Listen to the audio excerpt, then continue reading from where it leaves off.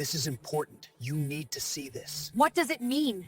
Rancher Jeremiah Colt arrived in Deadwood with a pocket full of dreams and dust clinging to his boots like the stubborn memories of every drought he'd endured. The town's rickety wooden sign swinging overhead in the scorching wind as though even it was barely holding onto this lawless patch of earth. And when he stepped into the auction yard, the smell of sweat, horses, cheap whiskey, and the echo of desperation clashed like gunfire in his lungs. Because today, he told himself, was his chance, his long-awaited break, the day he would turn his luck around and buy something that would make his ranch live again after 3 years of heat and rainless sky, after losing 20 head of cattle and nearly everything his father had built before the fever took him. So Jeremiah moved through the crowd, ignoring the gamblers, the prospectors, and the drifters, cheering at every bid while the auctioneer stood atop a makeshift wooden platform, hollering prices like a carnival barker,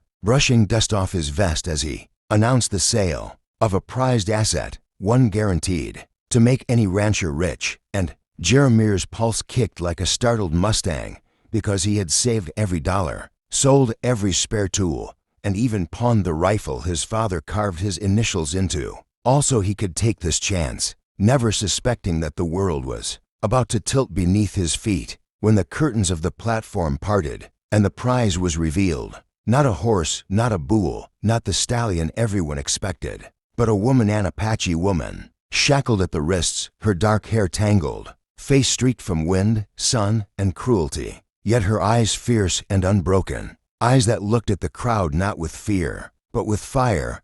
And the moment Jeremiah saw her, the cheers turned to drunken laughter, men jeering, someone shouting that she was a war prize, another hollering she'd make a fine pet, others wagering how long before she broke. And the auctioneer, wiping his sweaty forehead, tried to sweeten the deal, promising that the woman was strong, trained, silent, obedient, words that made Jeremiah's stomach twist because nothing about her was silent or obedient as she stared each bidder down like the spirit of the desert itself. And still, Jeremiah, blinded by the desperation clawing at his life and the devil that whispers to starving men, raised his paddle and bid, his money thrown into the ring like a bullet fired without thinking, winning her for a sum that emptied the last of his pockets. And when the hammer fell and the auctioneer shouted, "Sold to the rancher with the beaten hat," Jeremiah suddenly realized the crowd wasn't cheering because he'd struck gold, but because they saw a fool who'd paid his last coin for a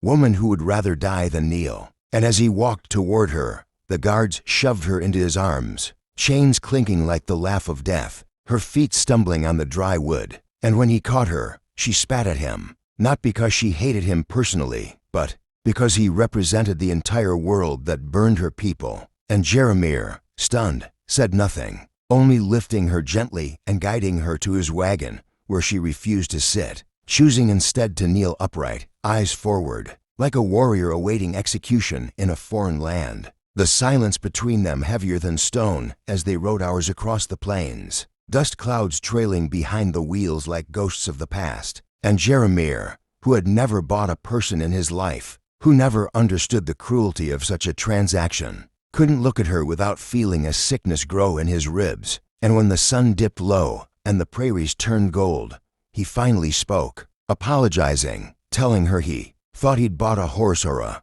team of oxen or something he could use to save his ranch, that he didn't know she was the prize. And she did not answer, but her nostrils flared, her jaw tightened, and her eyes narrowed with contempt, because in her mind, what difference did his ignorance make? Chains were chains, whether forged in hate or stupidity. And every mile they traveled, Jeremiah thought of the drought, of the dying cattle, of the barren fields, and wondered if God punished him by giving him something he could neither return nor excuse. And when they reached the ranch at midnight, coyotes howling from the hills, the wind carrying the scent of sage and dust, Jeremiah led her inside, unlocked her shackles, and without a word pointed to a small room where she could rest, offering food and water. Yet she refused both, sitting rigid on the floor like a carved stone idol. And Jeremiah left her alone, slumping into his bed, sleep gnawing at his bones as doubt raked at his mind. Because what had he done? What storm had he brought upon his home? and when dawn came, the ranch was silent except for the moaning wind. Jeremiah walked outside to find the water trough overturned, the horses restless and boot prints bare footprints leading toward the far hills, and he followed them, heart pounding, his boots scraping stone, stumbling through scrub and boulders until he saw her standing on an overlook, staring east, hands clenched, the rising sun lighting her like a torch. And Jeremiah approached carefully, raising his palms, telling her she could leave, that he wouldn't stop her, that she didn't belong in chains or under anyone's control, that he was wrong to buy her and worse to believe he could use her to save his ranch. And the woman turned slowly, disbelief on her face, almost as if white men were incapable of apology. And Jeremiah told her his name, told her about the dried wells, the cattle dying in silence, the memories of his father, how he thought this was the last chance to survive. And though she gave no reply, something softened in her eyes,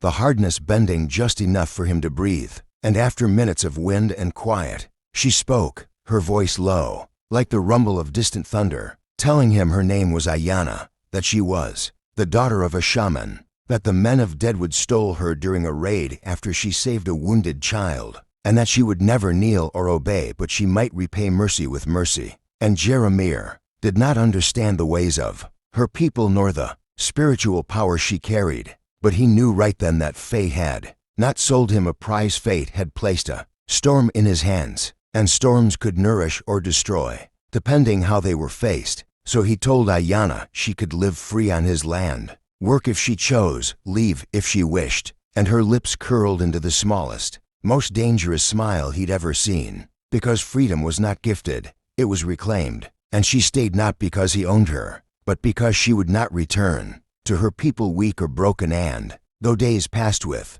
little speaking between them, Jeremiah saw her ride bareback, mend fences, whisper to the horses with a language older than any rancher, and every night he cooked beans and stale bread while she worked with flint and herbs. And when the rains came, yes, rains, the first in years, sweeping across the ranch like heaven's tears, Jeremiah watched the clouds split above the hills and knew the fortune he sought had never been gold, cattle, or flesh. It had been the courage to stand for what was right, even when the world cheered for cruelty. And as the water pooled in the earth, the grass returning like green fire, the ranch breathing again, Aiyana stood beside him under the downpour, hair soaking, face uplifted, and for a heartbeat Jeremiah saw a future not built on exploitation or fear, but on mutual respect, the seeds of a strange alliance forming between a desperate rancher and a woman forged in the fire of her people's suffering. And if any soul ever asked Jeremiah Colt what he gained that day in Deadwood,